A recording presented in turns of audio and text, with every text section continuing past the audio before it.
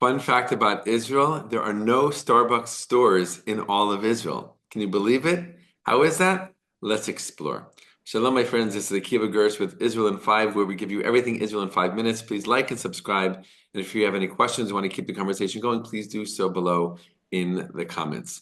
Now, Starbucks did try here in Israel. They put in a valid effort. In 2001, they opened up a few locations in Tel Aviv, the urban center of all of Israel.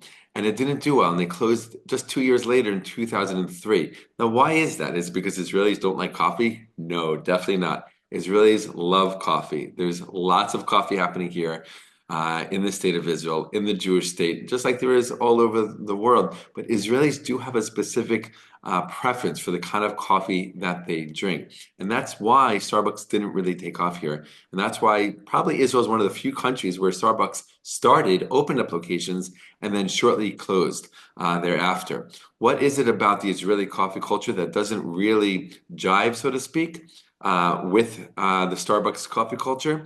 Israelis, first of all, they're not into this, or they're not used to this kind of like takeaway coffee culture. Of course, you can go to a place and get a coffee to go in a paper cup. Of course, that is a possibility. But Israelis like to sit down and drink their coffee with a friend, with a family member, enjoy the coffee and enjoy conversation over the coffee.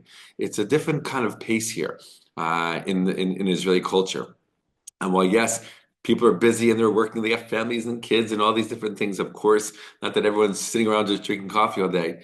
There is a culture, excuse me, of getting together more and taking the time and making the time to sit with those you love. And what better way to do that than over coffee? So people are used to going to a cafe and getting a coffee in a real mug or espresso, right? In a short little espresso cup and enjoy the coffee and enjoy the conversation. That leads me to another reason why Starbucks didn't really do well here in Israel and didn't last more than 2 years. The type of coffee that Israelis like. There are many different kinds of coffee available here in Israel, but pretty much all of them are espresso based. You take like America, most of the coffee people drink is brewed coffee. Like they go to a deli, they go to a corner store, they get a coffee, that's waiting there. It's been already brewed. They get it with milk, sugar. They take the cup, they go. Right? That's the more of the American coffee culture. In Israel, it's more espresso based. It's almost impossible to find brewed coffee here. It's very, very rare. Unless you go to a hotel and they have like a big urn, of already brewed coffee. You go to a restaurant, you go to a coffee shop, you go to a cafe, it's all espresso based. You can get Americano, you can get cappuccino, but again, these are all based on making the espresso first. So it's a different taste, simply.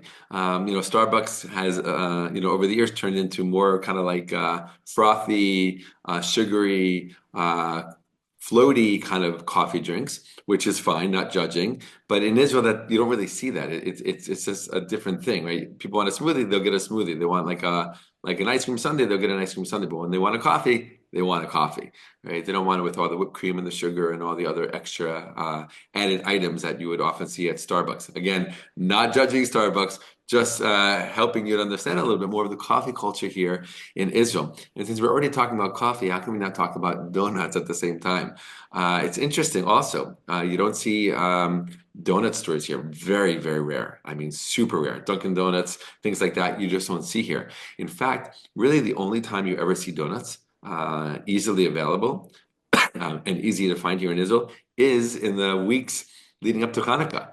And of course, during Chanukah itself, when Israelis eat millions and millions and millions of donuts, what we call Sufganiyot, because they're made with oil, and the Chanukah story is based on oil, so there's a custom to eat oily foods, and donuts are a great way to fulfill that custom, right?